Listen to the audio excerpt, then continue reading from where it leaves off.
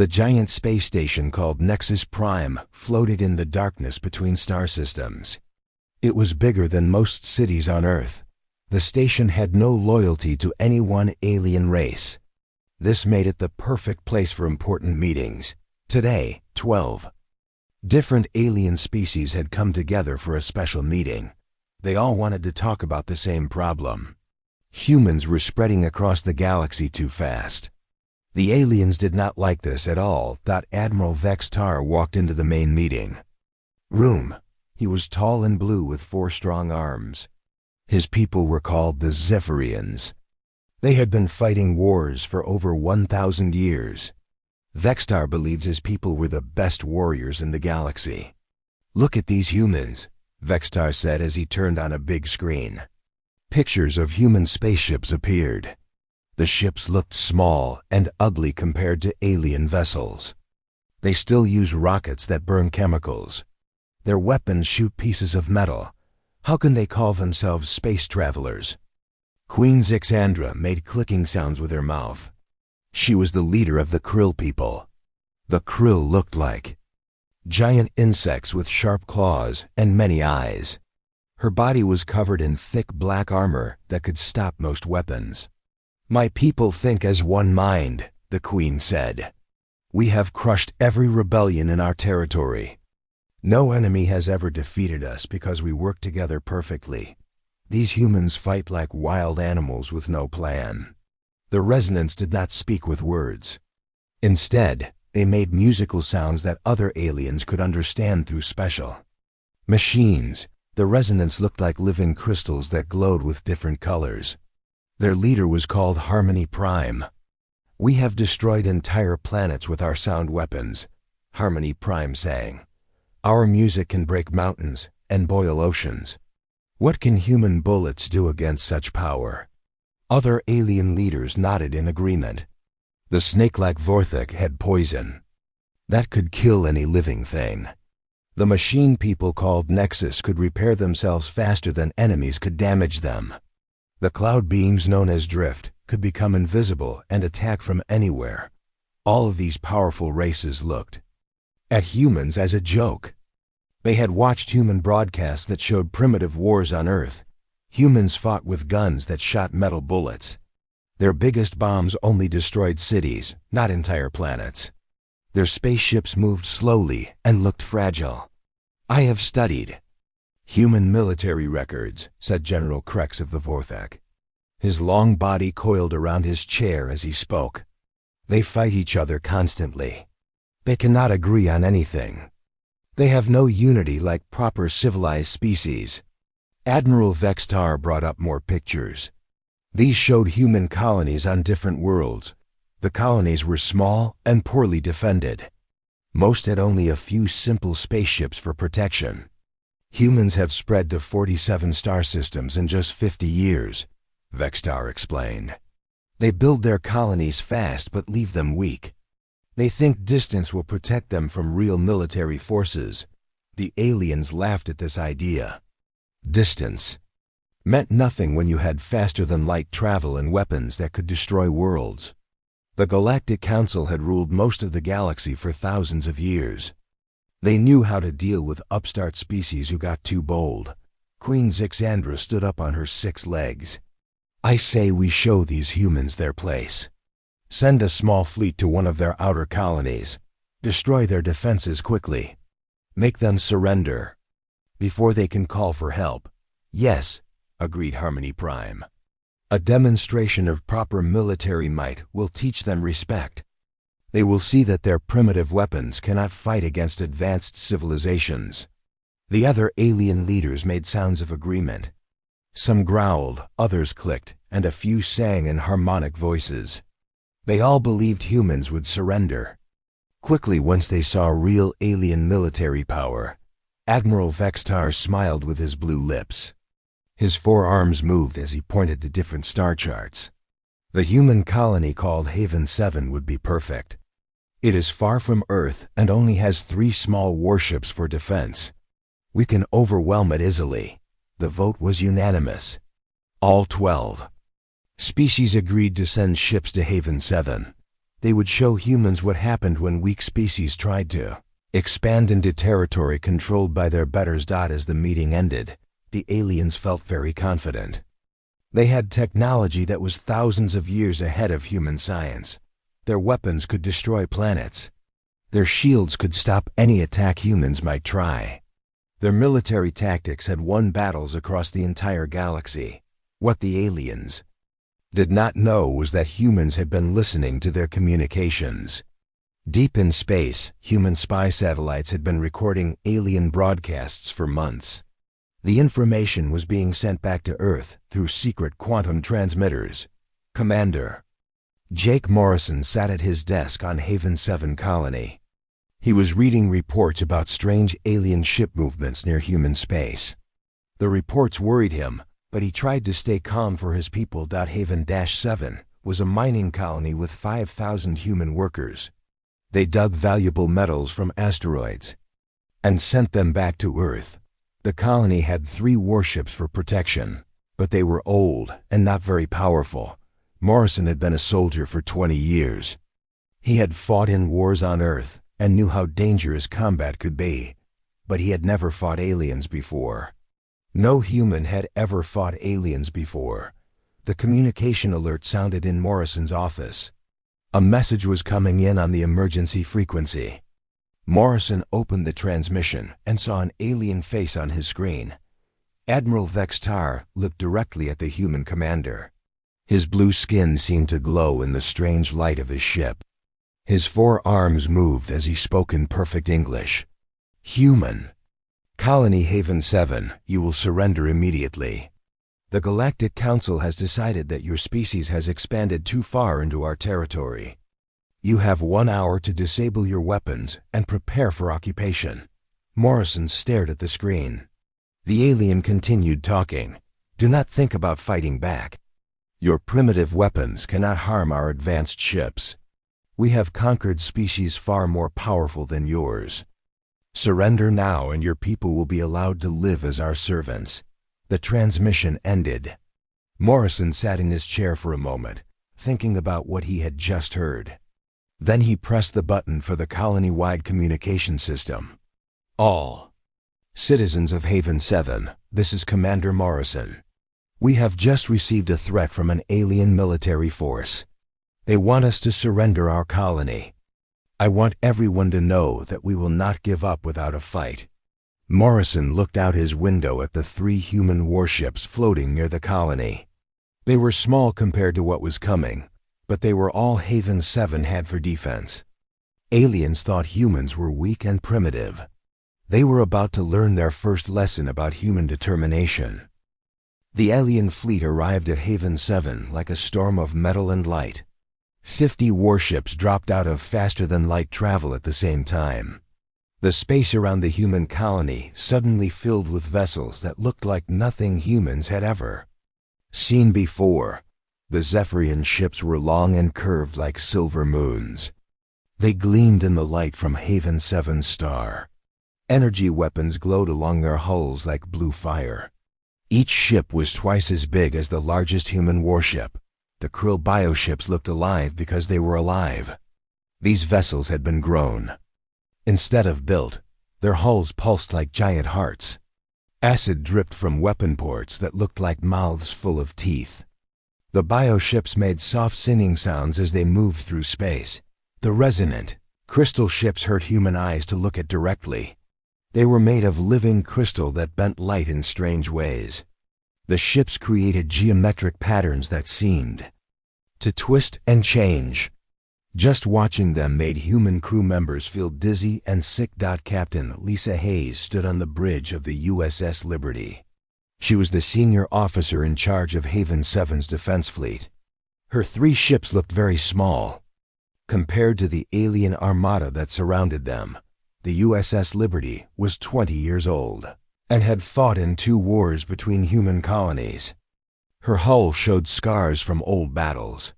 The ship carried railguns that shot metal slugs at high speed and missile pods, filled with nuclear warheads. The USS Defiance and USS Courage were even older. They had been built to fight other humans, not aliens with unknown technology. Their crews were brave, but they had never seen weapons like the ones pointing at them now. Admiral Vextar appeared on every human communication screen at the same time. His blue face filled the displays as he spoke in his calm, superior voice. Human defenders, you see the power arrayed against you. 50 warships from 12 different species, each one more advanced than your entire fleet. Your colony is surrounded and outgunned. There is no escape. Captain Hayes watched the alien admiral speak. She could see the confidence in his strange blue eyes. He believed humans would give up without a fight. To show you the futility of resistance, Vextar continued, we will demonstrate our capabilities. The alien fleet moved into attack formation. The resonant ships began to sing, their crystal hulls glowing brighter and brighter.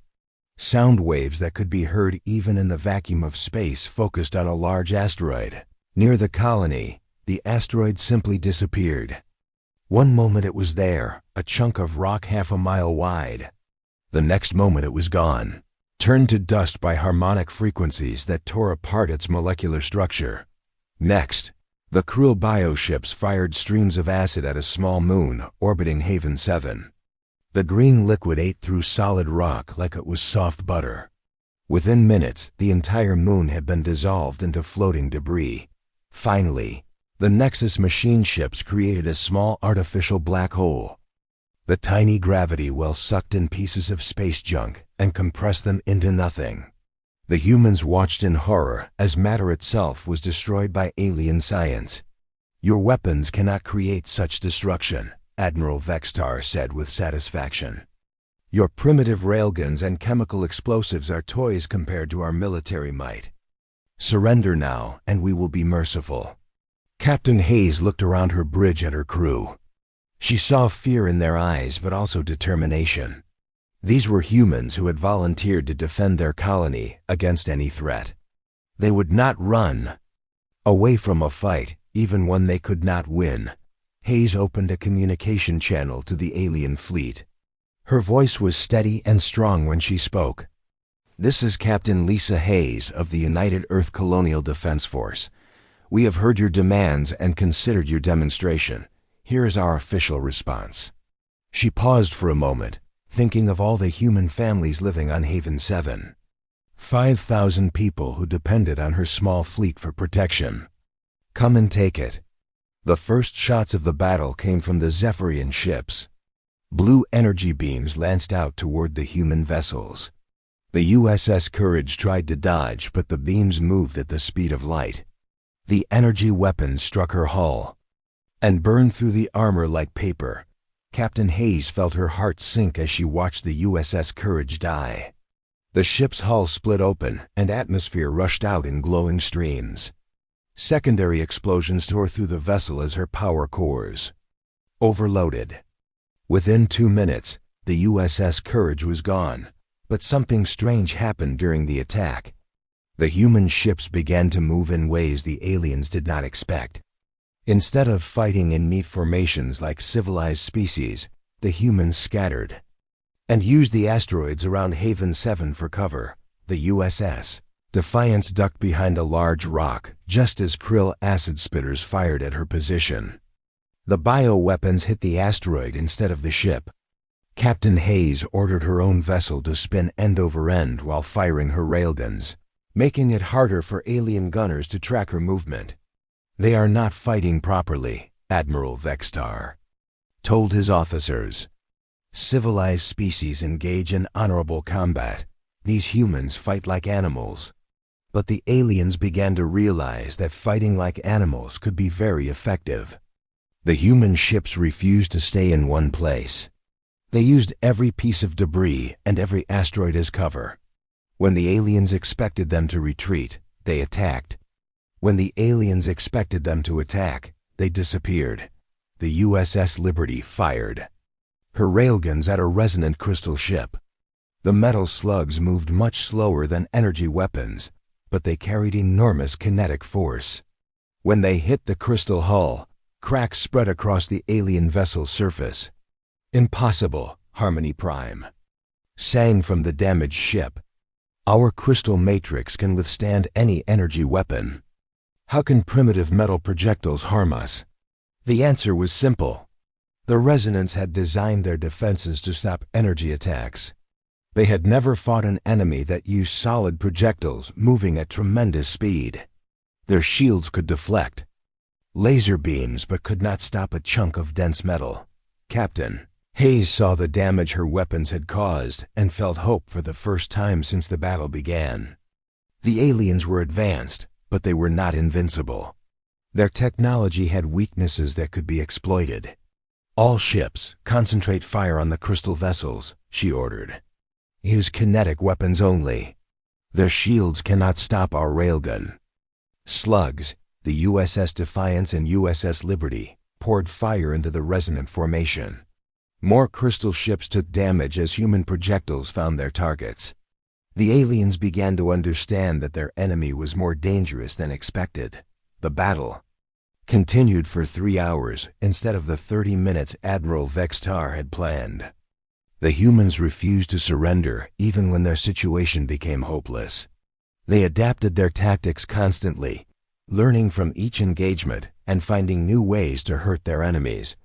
When the USS Defiance lost her main engines, her captain used the ship's emergency thrusters to ram a krill bio vessel.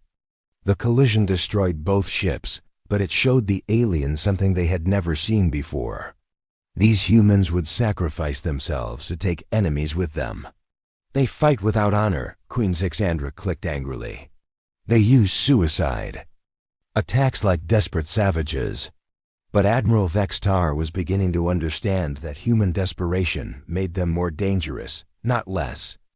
A species that would die rather than surrender was not one that could be easily conquered. The last human ship, the USS Liberty, finally succumbed to overwhelming firepower. Captain Hayes had time to send one final message toward Earth before her vessel exploded. The transmission contained everything her crew had learned about alien weapons and tactics. As the debris from the human fleet drifted in space, Admiral Vextar felt disturbed rather than victorious. The demonstration was supposed to be quick and easy.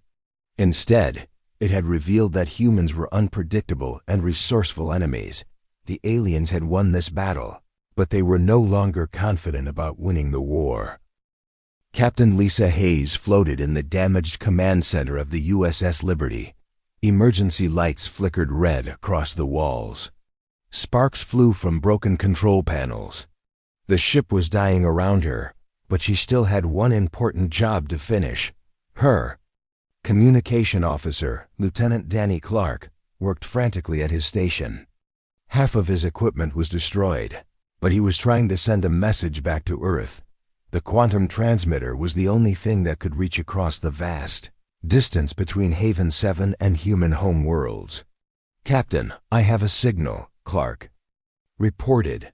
Blood ran down his face from a cut on his forehead. "The transmitter is damaged, but it might work for a few more minutes." Hayes pulled herself to the communication station. Outside the ship, alien weapons continued to pound the Liberty's hull. Each hit shook the vessel and sent more debris flying through the air. "This is Captain Lisa Hayes to Terran Defense Command," she spoke into the transmitter. "Haven 7 colony is under attack by a massive alien fleet. We count 50 enemy warships using technology far beyond our current capabilities." She looked at the tactical display that showed the alien vessels surrounding her dying ship. The Zephyrian cruisers were preparing for another attack run. The krill bioships circled like hungry sharks. The crystal vessels of the Resonance glowed with deadly energy. The aliens call themselves the Galactic Council. They have weapons that can destroy asteroids instantly and dissolve matter with acid streams. Their shields can stop our energy weapons, but railgun projectiles seem to cause some damage. Lieutenant Clark worked to boost the signal strength as alien jamming tried to cut off the transmission. His fingers flew over the controls even as the ship shook from more impacts. "We engaged the enemy for over 3 hours," Hayes continued. The USS Courage and USS Defiance have been destroyed. My ship is critically damaged and will not survive much longer. The enemy demonstrated their power by destroying an asteroid and a moon before the battle began. An explosion somewhere in the ship's lower deck sent a shudder through the Liberty. The lights dimmed and some of the displays went dark. Hayes knew she only had minutes left to get this information to Earth. The aliens are arrogant and overconfident. They expected us to surrender without a fight. They were surprised by our tactics and our willingness to ram their ships. Their crystal vessels are vulnerable to kinetic weapons. The bioships can be damaged by concentrated fire. She transferred all of the ship's tactical data to the transmission. Battle recordings, weapon analysis, shield frequency measurements. Everything her crew had learned during the fight. This information might help other humans survive future battles. Tell Earth that these aliens consider us primitive and weak. They think our expansion into their territory is unacceptable. This was meant to be a demonstration to make us surrender. If we do not submit, they will send larger fleets to destroy our colonies. Another massive impact threw Hayes against the wall. She could hear the sound of tearing metal as the ship's hull began to split apart. The alien weapons were finally breaking through the Liberty's armor. "We will not surrender," she said firmly into the transmitter. "Haven 7 will fight to the end. Send help if you can, but do not let these aliens think humanity is weak. We are not the primitive species they believe us to be." The transmission ended as the USS Liberty's power core overloaded. The ship exploded in a brilliant flash of light that could be seen from the surface of Haven 7 colony below. On Earth, Admiral Ben Parker received the message in his office at Terran Defense Command. Parker was a veteran of 3 interstellar wars between human colonies. He had gray hair and tired eyes that had seen too much combat. But as he listened to Captain Hayes's final transmission, those eyes became hard as steel. Parker called an emergency meeting of Earth's military leadership. Within an hour, the most important people in human space defense were gathered in the secure conference room deep beneath the Rocky Mountains. General Kate Sullivan commanded Earth's ground forces. She was a tough woman who had fought in battles on 12 different worlds. Her short black hair was streaked with white, and her face showed scars from old wounds. Secretary of Defense Martin Cruz was the civilian leader of Earth's military.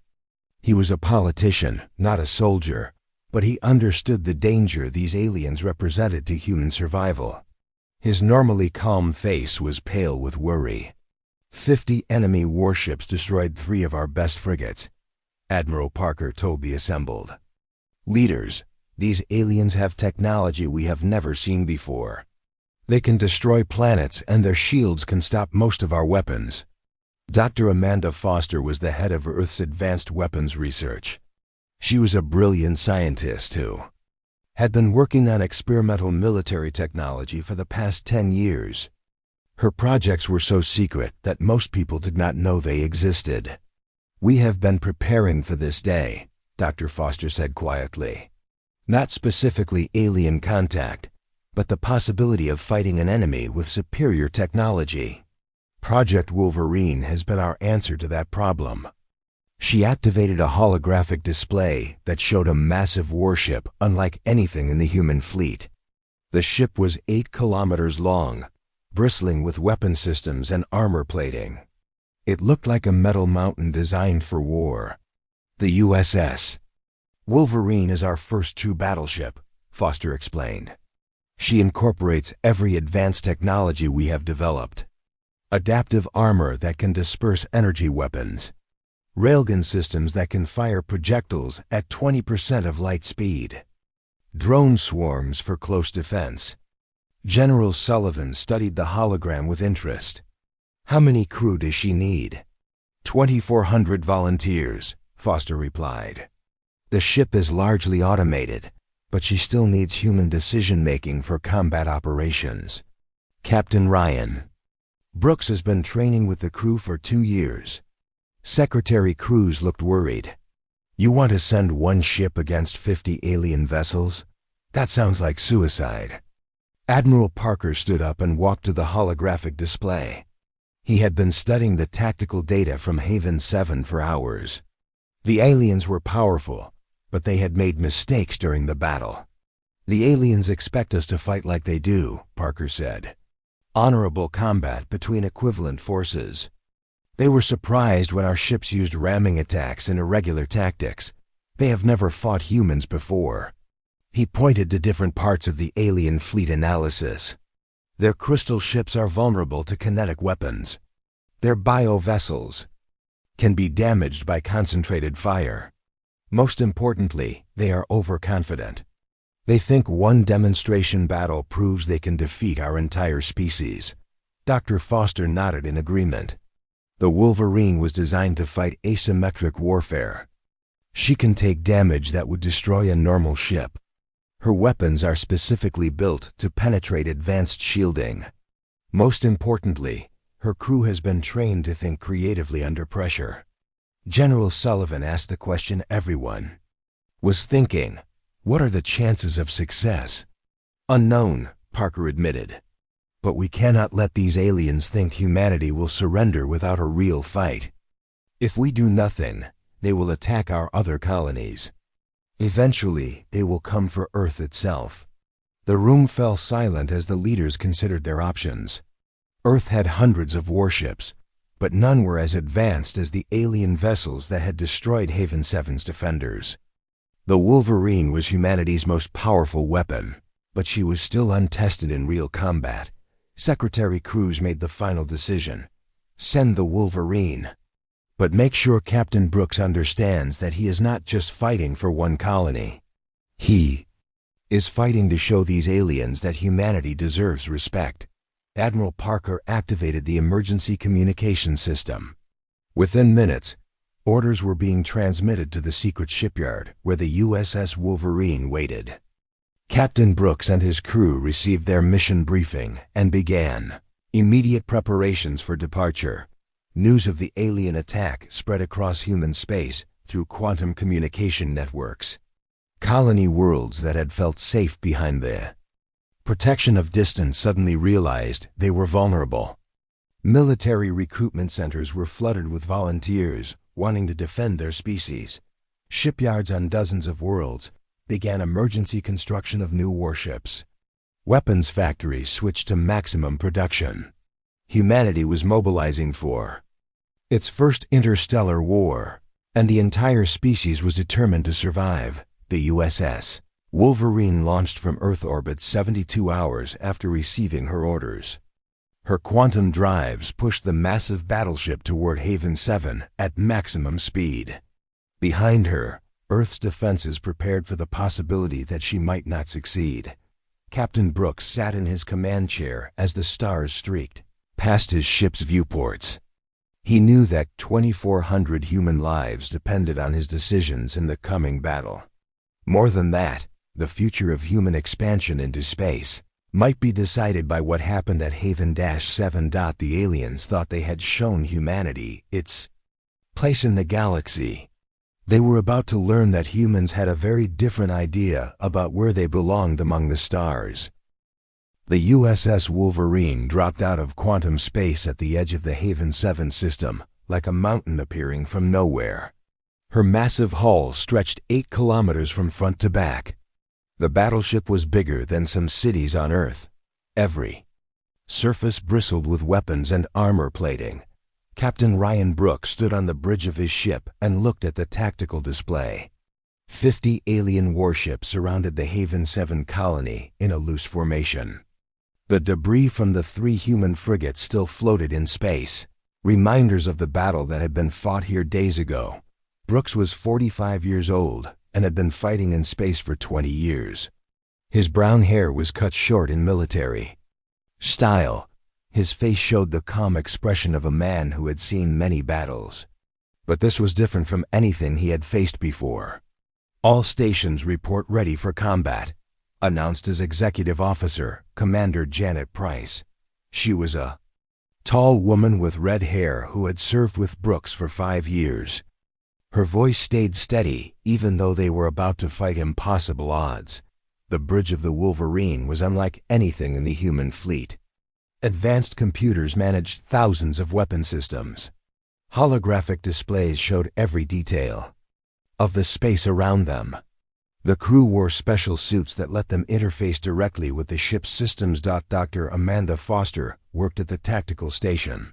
She had come aboard the Wolverine to see how her experimental weapons performed in real combat. Her fingers moved quickly over the controls as she analyzed the alien fleet. "I count 47 enemy vessels still active," she reported. 3 ships show damage from the previous engagement. The aliens are maintaining a blockade formation around the colony. Admiral Vextar was on the bridge of his flagship when his sensors detected the human arrival. He looked at the display showing the new ship and felt surprise. This vessel was much larger than the frigates his fleet had destroyed, but it was still only one ship against his entire armada. "Interesting," Vextar said to his officers. "The humans have sent a larger vessel. Perhaps they hope size alone will intimidate us." The Zephian admiral studied the human battleship on his screens. The ship looked crude compared to his sleek vessels. It was covered in armor plating and weapon turrets like some primitive fortress. There was no elegance or beauty in its design. "Send a message to the human commander," Vextar ordered. "We will give them one chance to surrender before we demonstrate why size cannot defeat superior technology." Captain Brooks received the alien transmission on his main screen. Admiral Vextar's blue face appeared, showing the same arrogant confidence he had displayed before destroying the colonial defense fleet. "Human vessel, you have entered a restricted area. 3 of your warships have already been destroyed for defying the Galactic Council's authority. Surrender immediately, and your crew will be spared." Brooks looked around his bridge at the faces of his crew. These were volunteers who had known they might not return home when they accepted this mission. They represented the best of humanity's military tradition. "This is Captain Ryan Brooks of the United Earth Starship Wolverine," he replied to the alien admiral. "You have attacked human civilians and destroyed our vessels without provocation. We demand your immediate withdrawal from human space." Vextar laughed, a sound that did not translate well through the communication system. "1 ship against 50. Your species learns slowly, Captain Brooks. We will teach you the same lesson we taught your predecessors." The alien fleet began to move into attack formation. The elegant Zephyrian cruisers took positions above and below the human battleship. The living krill bioships spread out to surround their target. The crystal vessels of the resonance began to glow with building energy. "All hands, this is the captain," Brooks announced over the ship's communication system. "We are about to engage a superior enemy force. Remember that we fight not just for ourselves, but for every human colony and every family back on Earth. Show these aliens what human determination looks like." The first alien attack came from multiple directions.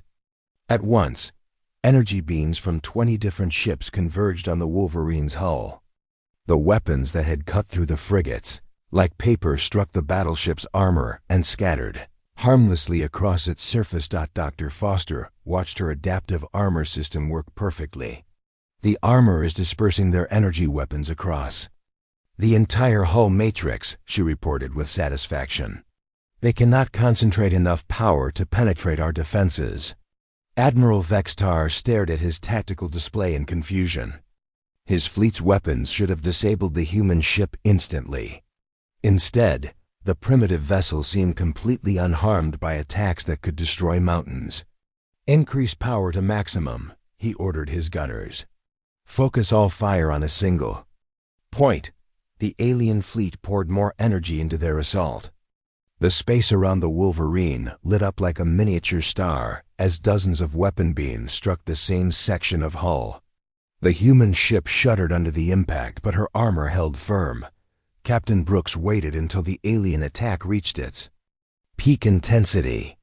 Then he gave the order his crew had been waiting for. All batteries, open fire. The USS Wolverine's main weapon spoke for the first time in anger. Railgun turrets along her hull fired projectiles at 20% of light speed. The metal slugs were only a few feet long, but they carried more kinetic energy than nuclear weapons. The first projectile struck a Zephyrian cruiser in the center of its hull. The slug punched completely through the ship from front to back, leaving a perfectly round hole. Atmosphere and debris exploded out of both sides as the alien vessel began to break apart. "Impossible," Admiral Vextar whispered as he watched one of his best ships die. "Their primitive kinetic weapons cannot penetrate our shields." But the human weapons were not primitive. Dr. Foster had designed the railgun projectiles specifically to defeat energy shields. The dense metal slugs moved so fast that they passed through most defensive barriers before the shields could react. A second Zephyrian ship exploded as another railgun slug found its target. Then a third. The alien fleet's perfect formation began to break apart as ships tried to avoid the devastating human fire. The Krill bioships attempted to surround the Wolverine and attack from close range. Their acid weapons were most effective at short distance. But as they closed in, thousands of small hatches opened along the human battleship's hull. Drone fighters poured out of the Wolverine like angry wasps from a disturbed nest. Each drone was only the size of a small car, but they carried kinetic impactors and basic artificial intelligence. The swarm of robot fighters created chaos in the alien formation. "They fight without honor." Queen Zixandra clicked angrily as drones crashed into her bioships. "These humans use machines as suicide weapons." Dr. Foster coordinated the drone attack from her tactical station. "Drones are expendable resources," she explained to Captain Brooks. "The aliens treat their ships like precious art objects. We treat ours like tools to be used and replaced." The battle became more intense as both sides committed fully to the fight. Alien ships attacked in coordinated waves, trying to overwhelm the human battleship through superior numbers. But the Wolverine's point defense system shot down most incoming projectiles while her main guns continued to destroy enemy vessels. Admiral Vextar realized his fleet was losing the engagement. Ships that had won battles across the galaxy were being picked apart by a single human vessel. The primitive species he had dismissed as weak was proving far more dangerous than he had imagined. "All ships ramming speed," he ordered desperately. "We will destroy this human vessel through direct impact." The remaining alien ships abandoned their weapon attacks and accelerated directly toward the Wolverine. If they could not destroy the human battleship with superior technology, they would crush it with mass and momentum. Captain Brooks saw the alien ships changing course on his tactical display. The enemy was making the final desperate attack. But desperation could be as dangerous as skill in space combat. "Emergency acceleration," he ordered his helmsman. "Get us clear of their attack vector." The USS Wolverine's quantum drives pushed the massive ship forward at maximum speed. Her acceleration was greater than most alien vessels could match. The human battleship pulled away from the ramming attack while her rear guns continued to fire at pursuing enemies. Admiral Vextar watched his last ships die around him as human projectiles found their targets one by one. The fleet that had seemed invincible just hours ago was being systematically destroyed by an enemy they had underestimated. His own flagship shuddered as railgun slugs punched through the hull. Emergency alarms sounded as atmosphere rushed out through the holes. The proud Zephyrian admiral realized he was about to become another casualty of human ingenuity. "Send a message to the Galactic Council," he told his communication officer with his dying breath. "We were wrong about the humans. They are not primitive. They are something far more dangerous." The last alien ship exploded in a flash of light that briefly outshone Haven 7's sun. Captain Brooks looked at his tactical display and saw empty space where the enemy fleet had been. The USS Wolverine floated alone among the debris, scarred but victorious. "All stations report damage," he ordered. The reports came back showing minor hull damage and some burned out. The news of the Wolverine's victory spread across the galaxy faster than light itself. Quantum communication networks carried the impossible story to every corner of known space. A single human warship had destroyed an entire galactic council. Fleet, the species that aliens had dismissed as primitive, had proven themselves capable of devastating warfare. On the crystal homeworld of the Resonance, Harmony Prime felt the vibrations of fear from his people. The destruction of their warships at Haven 7 had created discord in their perfect musical society. For the first time in 1,000 years, the Resonance sang songs of uncertainty. The humans fight without melody, Harmony Prime told the Emergency Council of Crystal Beings. Their tactics have no rhythm or pattern. They adapt faster than we can counter their moves. Our harmonic weapons were useless against their strange armor. The insectoid krill worlds buzzed with angry clicking as Queen Zixandra addressed her. Hive minds. The death of their bioships had caused pain throughout their collective consciousness. Each destroyed vessel had been a living part of their species. "These mammals are dangerous beyond our calculations," the Queen admitted to her advisors. "They use artificial minds to control their weapons. They sacrifice their machines without hesitation. Our living ships cannot compete with enemies who feel no pain when their tools are destroyed." The Zephyrian Home Fleet received Admiral Vextar's final transmission just before his flagship exploded. His warning about human capabilities reached the military high command as they were planning additional attacks on human colonies. Fleet Commander Korath studied the battle recordings with growing alarm. The humans had used technologies that seemed impossible according to Zephyrian science. Their armor dispersed energy in ways that violated known physics. Their weapons fired projectiles faster than most alien ships could travel. "How can a species so young possess such advanced military technology?" Korath asked his advisors. "They achieved spaceflight only centuries ago. We have been building warships for thousands of years." The answer came from an unexpected source. Deep in the archives of the Galactic Council, ancient records spoke of other species that had challenged the established order. Most had been crushed quickly by superior alien technology, but a few had possessed the same dangerous quality that humans displayed: the ability to innovate under pressure. Dr. Amanda Foster worked in her laboratory aboard the USS Wolverine as the battleship traveled back toward Earth. The battle had provided valuable data about alien weaknesses and human weapon effectiveness. She was already designing improvements for the next generation of human warships. "The aliens have been fighting the same way for millennia," she explained to Captain Brooks during their victory briefing. "They expect honorable combat between equivalent forces. When we used drone swarms and ramming attacks, they could not adapt quickly enough." Brooks nodded as he reviewed the tactical analysis. The human victory had cost them nothing but ammunition and some expendable drones. The aliens had lost 50 warships and thousands of crew members. It was the most one-sided space battle in recorded history. "What happens now?" Brooks asked. "Will they send a larger fleet?" Foster considered the question carefully. "I do not think so. The Galactic Council rules through intimidation and superior technology. We have proven that their technology is not as superior as they believed. Other species will start to question their authority." She was correct. Across the galaxy, client species that had served the Galactic Council for generations began to reconsider their loyalty. The humans had shown that the supposedly invincible alien fleets could be defeated by inferior numbers using superior tactics. On Earth, Admiral Parker received regular reports about alien fleet movements throughout human space. Most alien ships were retreating to their home territories.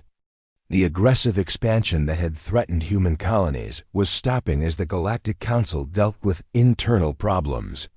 "We have bought ourselves time," Parker told the emergency session of Earth's government. But this is not over. The aliens will eventually reorganize and try again. We need to be ready. President Maria Santos listened to the military briefings with careful attention. She was a former diplomat who understood that the galaxy had just become a much more dangerous place for humanity. The victory at Haven 7 had saved human colonies, but it had also made humanity a target. How many ships like the Wolverine can we build? She asked Dr. Foster. With emergency production, we could have 20 battleships operational within 2 years, Foster replied. But we need more than just ships. We need to expand our shipyards, train more crews, and develop new technologies. The human response was swift and comprehensive. Shipyards on dozens of worlds began construction of new battleships based on the Wolverine's design. Military academies expanded their programs to train officers for the coming conflicts. Research facilities worked around the clock to develop even more advanced weapons. Captain Ryan Brooks found himself promoted to admiral and placed in command of humanity's first battleship squadron. The USS Wolverine was joined by sister ships with names like Grizzly, Thunderbolt, and Hurricane. Each vessel incorporated lessons learned from the Haven 7 battle, but the most important change was not in human technology or military organization. It was in human confidence. The species that had been expanding cautiously into space suddenly realized they could compete with any alien civilization. The galaxy was not owned by the Galactic Council. It belonged to whoever was strong enough to claim it. The Galactic Council attempted to reassert their authority by sending diplomatic messages to Earth. They offered humanity membership in their organization as junior partners.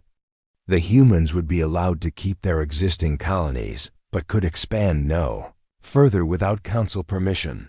President Santos rejected the offer publicly and decisively.